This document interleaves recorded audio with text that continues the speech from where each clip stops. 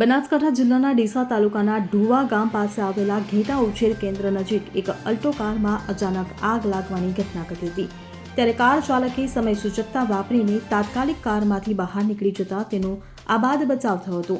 આ સમગ્ર જાણકારી અનુસાર આજરોજ સવારે કાર ઢુવા ગામ પાસેથી પસાર થઈ રહી હતી, ત્યારે અચાનક તેમાં આગ લાગતા કાર ચાલકે તરત જ વાહનને રોડની સાઈડમાં ઊભું રાખીને નીચે ઉતરી ગયો હતો। ત્યારે ગણતરીની મિનિટોમાં આગે વિકરાળ સ્વરૂપ ધારણ કર્યું અને આખી કાર સળગી ઉઠી હતી।